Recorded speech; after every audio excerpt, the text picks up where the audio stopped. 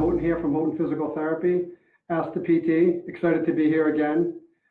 Over this past week, the lower body is definitely one of my favorite topics because I work out a lot and I'm pretty active.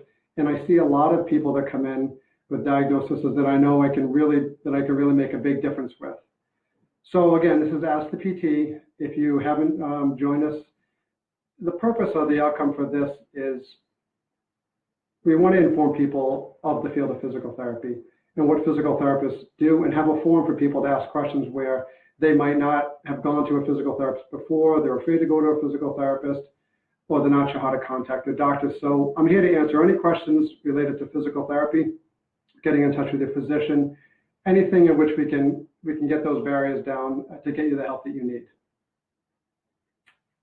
One of the things, the reason why I started this is I want to have a hot topic of the week. So the hot topic of the week this week, which I was very excited about doing, is called the Piriformis Syndrome.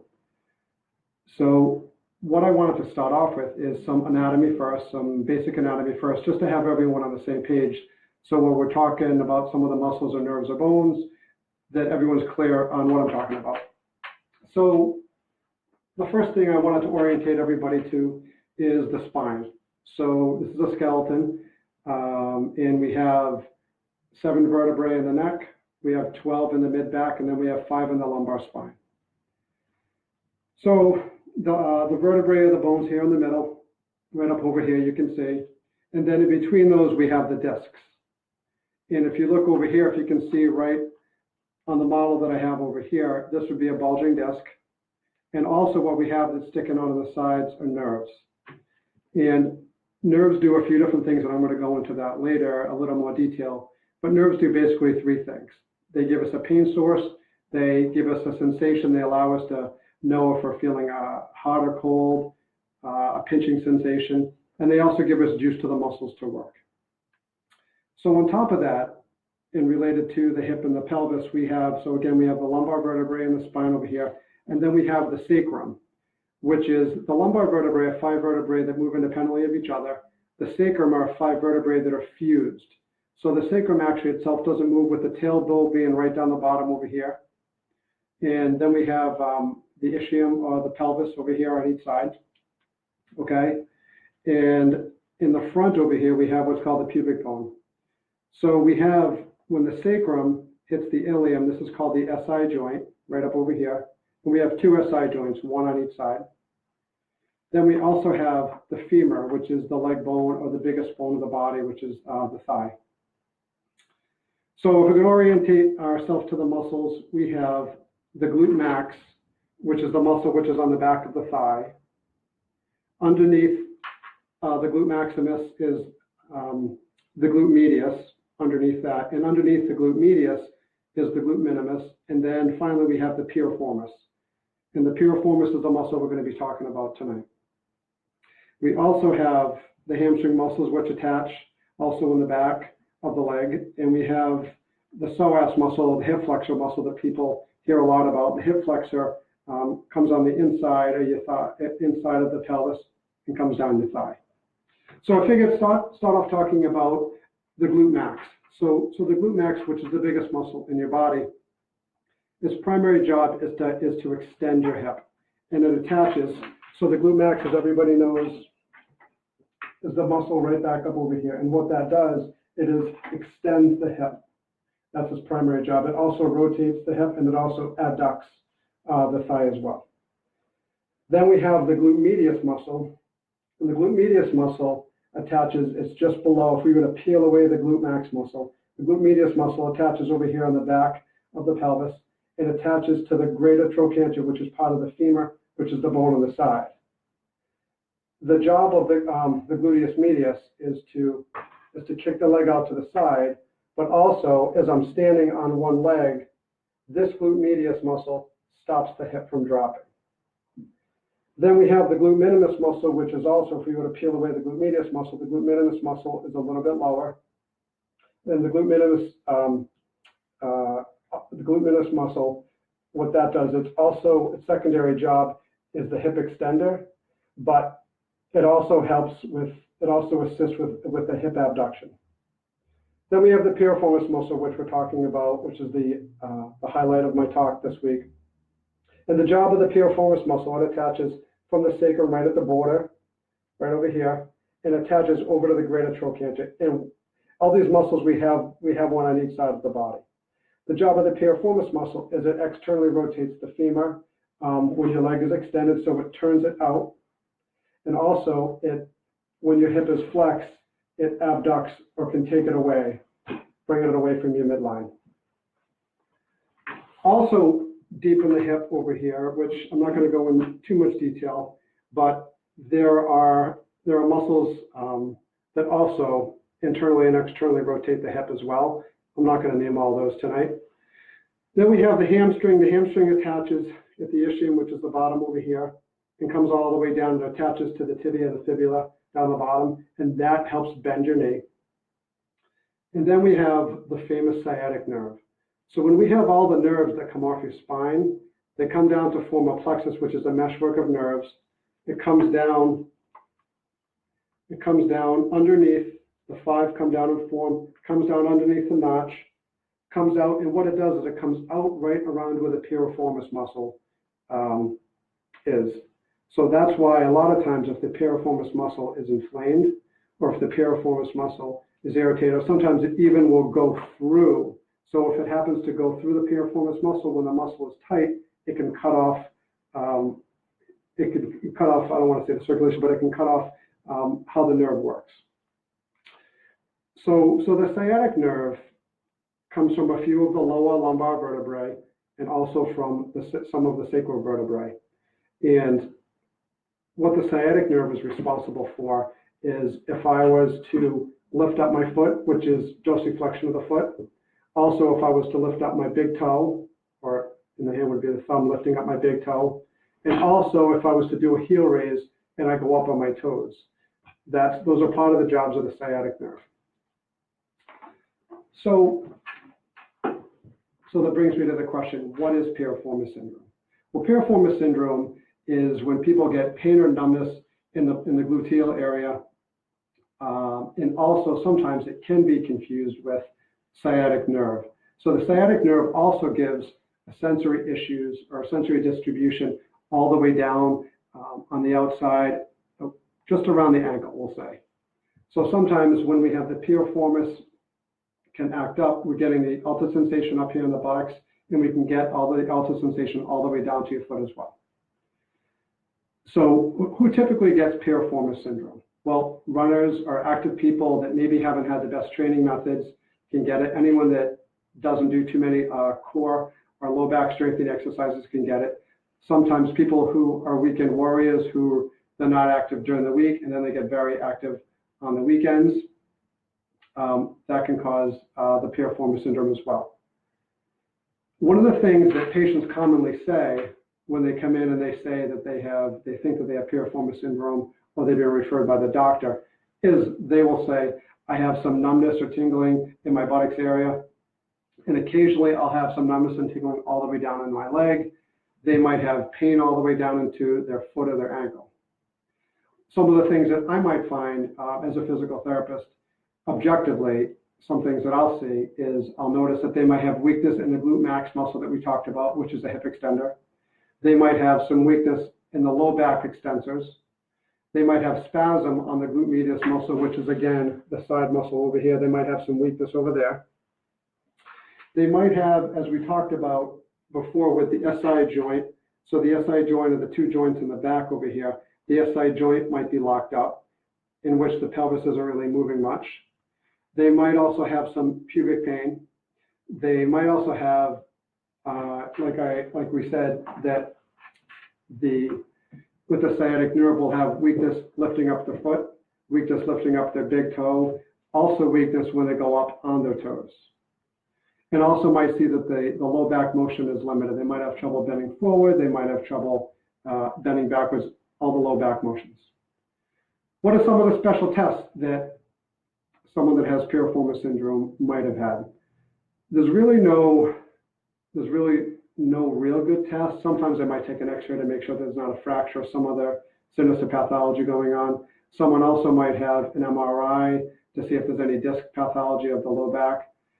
And in the MRI, they might be able to say that there's a little bit of inflammation around the piriformis, but there really is no exact definitive test there. So what do I believe is a treatment for Piriformis syndrome? Well, through my eyes, I believe that the piriformis muscle is such a small muscle through my years of treating patients and working on the fuse box theory that I've talked about the last couple of weeks, is that if the piriformis muscle is in spasm, it's because the other muscles aren't doing what they're supposed to do. I don't know how many of you have found, if you've ever had Piriformis syndrome, if you've looked up online, a lot of times people will do what they call a piriformis stretch, where they show you, they want you to stand up, they want you to cross your leg across your body, or to bend forward and stretch forward like that. Those are some common piriformis stretches. That what if the muscles are so tight that they don't want to be stretched out? So if we take a muscle that's really tight and we're going to go to stretch it, it can definitely make it worse. So I feel that if we can work on the low back strengthening muscles, if we can work on the gluteal muscles to make sure that they're as strong, that most of the piriformis symptoms should melt away. So how would I work and how would I treat how would I treat as a physical therapist someone that has Piriformis syndrome? The first thing I do, like I said, is I would look at the lumbar spine. I look at the mobility of the lumbar spine to make sure it's working correctly. I would also look at the mobility of the mid-back, the thoracic spine. The thoracic spine is an area of the spine that should be mobile, and if the mid-back is mobile, the lumbar spine will be a stability piece, and it can act just as that, as just a stability piece. I'll also look at the patient's SI joint to make sure that the SI joint is moving well. A lot of times with the SI joint not moving well, getting locked up, it can cause a lot of other symptoms. Then I'll take a look at the patient's hip mobility. I'm going to look and see if they have any arthritic signs, see if they have any labral issues in the hip, if there's any instability issues of the hip going on that might cause a muscle to be overactive to try and protect for something else. I'll look at also, the next thing, we'll look at the ability of the patient's core strength. I'll look at their abdominal strength, I'll look at their low back strength, I'll look at their glute strength, and I'll treat those accordingly. A big one that I'm also finding is the gluteus medius muscle, which is a muscle on the side of the hip, which lifts your leg out to the side. That's, to me, is one of the real important muscles that I want to address, because that in itself, we can have a trigger point, and the trigger point will actually give you pain all the way down to your foot, which does simulate a Piriformis syndrome. The next thing I'll look at is going along the fuse box theory, is to make sure that we initiate all motions in the lumbar spine first. Again, strengthening the glutes, strengthening the glute medius, strengthening the abdominal and core muscles. Make sure that those are all taken care of.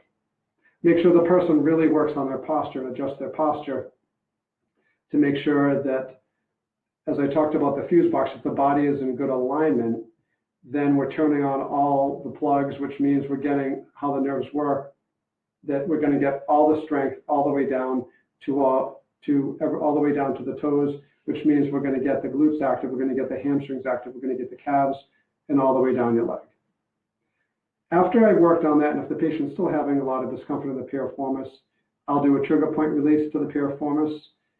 And because it's such a deep muscle, we can try dry needling, and can try a Graston, but it's difficult because it is so deep.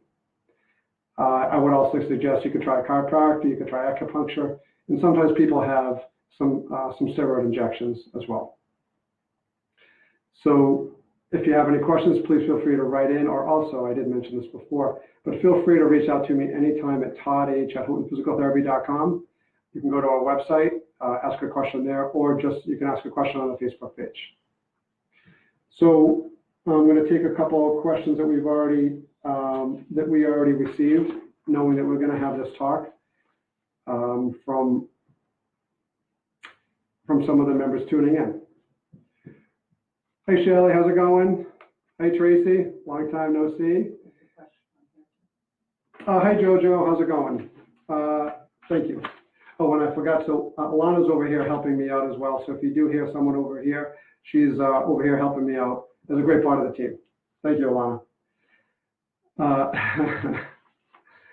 Someone did mention last time they heard someone's voice, and but they wanted to make sure that I acknowledged them.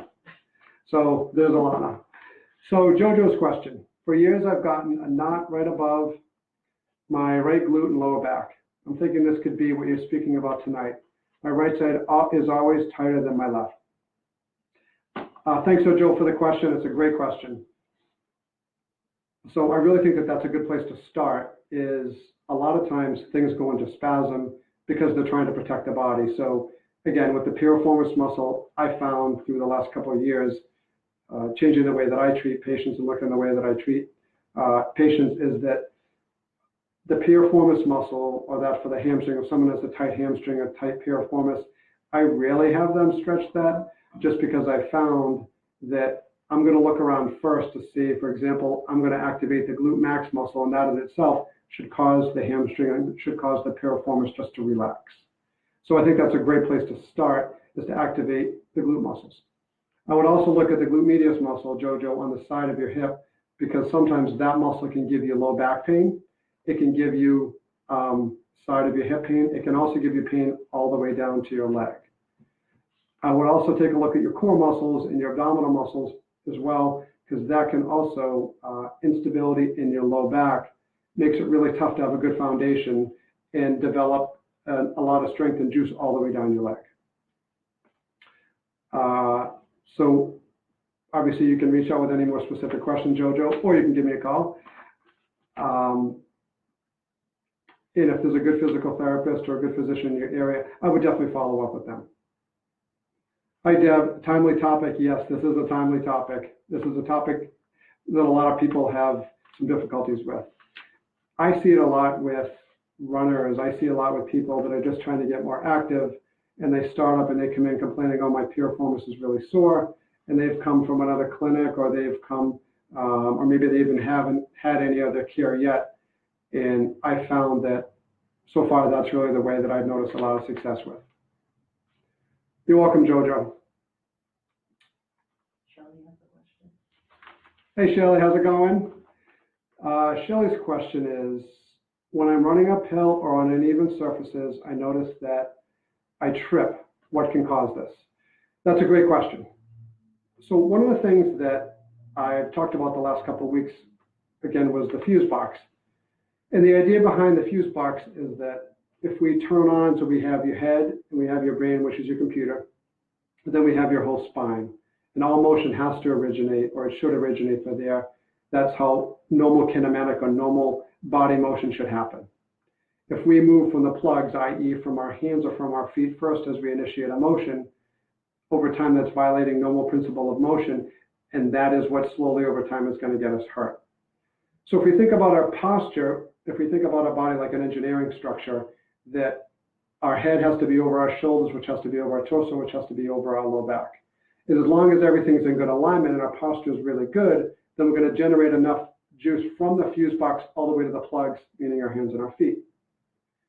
If we have poor posture and slouch even a little bit, even if we put our head down, that can cause the fuse box to shut off a little bit, which we're not going to generate all the strength all the way down to the leg. To go along with, if we add a slump of your head and we go slump with our spine, just like our parents told us, sit up straight. But if we tend to do those two things, we can generate up to, I found, a 50% decrease in strength in the lower body. So what does that mean? Well, before I told you that the motor innervation, or the motor part of the sciatic nerve, is dorsiflexion, holding your foot up, also holding your great toe up, also with a push off of your calf. So if you come into a situation where you're running up a hill, and if you're a little bit slouched, you're a little bit tired, that can actually shut off or decrease the output of those muscles down your leg, which can give you weakness. And if you're used to just walking or used to running on a flat surface, now we throw a little bit of weakness and you can't bring up your foot as quick. That's why you're tripping. So some of the exercises that I usually do for that are Superman exercise, a Todd squat exercise, and also abdominal muscle exercises before I go out for a workout, before I go out for whether it's a bike ride or a run, because I want to make sure that I'm turning everything on. It's also something I do daily as well. So hope that helps you out, that's the reason. So that's the reason you could be tripping. So stand up, make sure you stand up nice and tall, especially when you're going up a hill, or even when you get tired, try not to slouch. Another good tip is it's always good to activate all the muscles in your core just before you do an exercise. So if you're going to go drive somewhere, if you're on an uneven surface like out in the trails, if you're going to go drive somewhere, now we're slumped and we're slouched all the way forward. So we need to turn everything back on because it's likely that we've turned things off. Either we're slouched in the car or say we had a long day at work. So make sure you do that before you go for a workout outside, especially outside on an uneven surface. Awesome question. Thank you, Shelley.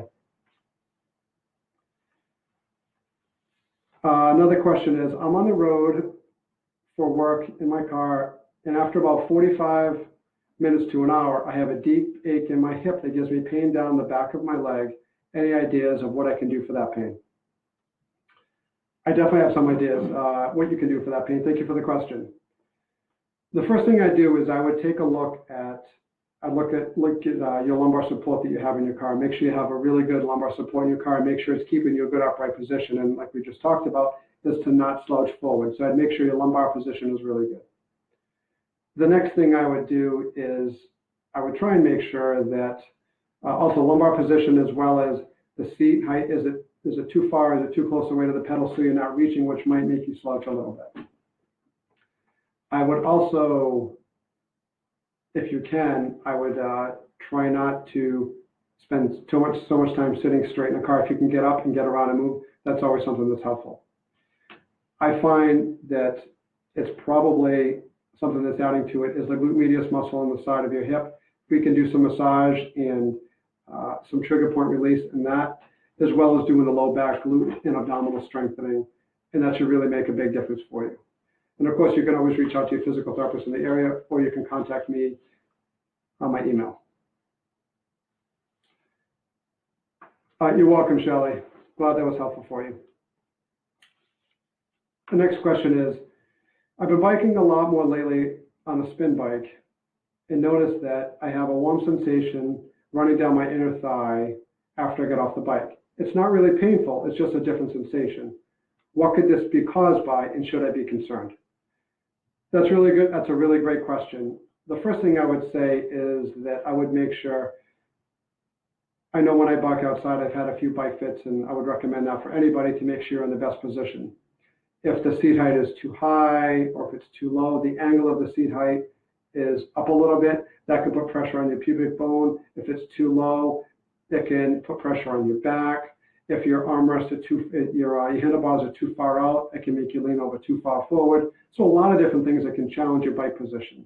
So I would really make sure that you've had a good bike fit. And if you have had a good bike fit, the next thing I would do is I would take the measurements from your bike and I would make sure that you try and get it as close as you can to a spin bike. The problem is with a spin bike is they just make it as a general comfort for most people. So it can be challenging to get your exact setup on the bike. So that's the first thing I would do. I would probably say generally when someone has a sensation running down the inner thigh, kind of a little bit of tingling, kind of a little bit of numbness going on, I would check the SI joint in the low back, and I would also check the pubic bone, because sometimes what can happen is the pubic bone comes together, it can shift off a little bit. So there's an easy correction that we can do, is called a shotgun technique, or we could use some muscle energy techniques to help with the sacrum, because sometimes the sacrum can rotate up or down, or also the pubic bone can just be off just a little bit.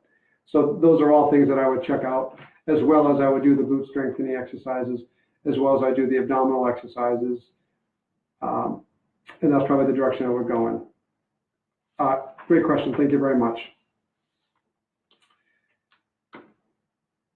I've heard Piriformis Syndrome, also called sciatic syndrome, is called sciatic syndrome. Is this true? How are they different or similar? Earlier in the talk, we talked about the piriformis, and the piriformis is such a small muscle, and it's more of a stability muscle, and it rotates the hip out a little bit. That usually what happens is the sciatic nerve, it runs right by the piriformis. So when the piriformis is irritated, because the larger muscle groups, in my opinion, are not doing their job, and if it runs close to the piriformis, that can cause the piriformis to get irritated. That can cause the sciatic nerve to get irritated, And when that's the case, we can have the symptoms where you can have some altered sensation going all the way down into your leg on the side of your ankle bone, down into your foot. So it can cause funny sensations down over there, as well as you can also have the symptoms of the weakness in your leg. If it's truly a piriformis without the sciatic nerve irritation, a lot of times it is just hip discomfort. And I found through that is just by working the glute muscles, by working the low back, by releasing the glute medius muscle, I've seen that the piriformis muscle just kind of relaxes and it can do its job being a stability muscle. And it won't be so irritated. One of the questions we had a few weeks ago, should I use ice, heat, or both? Through my eyes, from what I've seen from the studies that I've read, I haven't really seen any definitive studies that heat or ice really helps. But what I found is that I would just really suggest you just to try what works best for you. I always like to move. Motion is lotion to me. So whether you're sore, stiff, tighter, in pain, I think movement is the best option. Even if it's going for a walk, even if it's just jumping on a bike, even if it's just moving around, bending up your knees, rocking your legs side to side, standing up and lifting up your legs, standing up, lifting it up out to the side. I'd rather see people do motion that gets some more blood flow, and that's going to encourage more healing in the muscles. Awesome question.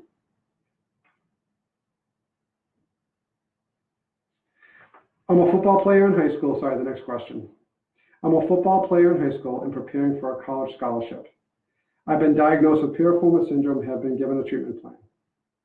I'd like to continue, but don't want permanent damage. My body is my temple. Will I be able to continue playing safely? If not, what other sports can I do? That's an awesome question. In my experience, everyone that I've treated with Piriformis Syndrome has been able to come back. I would say there's probably just one or two that the symptoms didn't go away and they came with a pretty chronic condition that they've had it for such a long time, and they had a job that irritated all the time. They sat in a car and traveled. They were a salesperson 6 to 7 hours a day. I'd say with that exception, though, I think it's something that can definitely be treated. It's usually imbalance of some sort. I really think that it would be okay to continue football. I myself, I never have people stop working out. I always have people, let's see what we can do to modify, just so you can continue working, so you continue working out, and you're not going to miss a beat. So I don't think you need to stop playing football. I think you need to go to someone that's going to be knowledgeable to help you figure out what is causing the piriformis muscle to be in spasm. And if you've tried stretching, if you've tried rubbing it or grasping or massage, if that's not helping, then maybe trying something else would probably be a good idea. So I think you can keep playing. And that's awesome. Your body's your temple. That's the way you should think about it. Thank you for the question. The next question here is, I have so much trouble sleeping with the hip pain. What is the best position to help alleviate it? That's an awesome question. I think the sleep question is something that really, that can really bother a lot of people. The best, well, I'm going to start with the position that I don't think anyone should really sleep in is lying on their stomach. Lying on your stomach can cause some compression of your low back, can cause some issues with your neck because you have to turn your head. So I would say never lie on your stomach. I think the most comfortable position would be lying on your side. Some people have like a body pillow where you can put the pillow between your knees, you can put the pillow between your arms, and if you lay on your side, the pillow, and having the pillow on the side, your head is in good alignment, so it's just like a straight line right through your midline, where your head's supported in a good position, your arms are supported on a pillow, as well as your legs are supported. And the idea for that is, as we're sleeping, the reason why we want to have a pillow between our legs is we want to keep your thighs equal distance apart. If they come together too much, or they cross your hip crosses across your body in your sleep, then it can actually torsion and tweak your hip. It can also tweak your low back. So the best thing is we want to be in good anatomical position where your midline is nice and straight and you're not twisted or turned either way. So lying directly on your side, a nice supportive pillow for your head, and also a pillow or something between your legs is always a great idea. So that's all I have for you guys tonight. I really want to thank those of you who tuned in, and for those of you who are going to watch it after this live broadcast.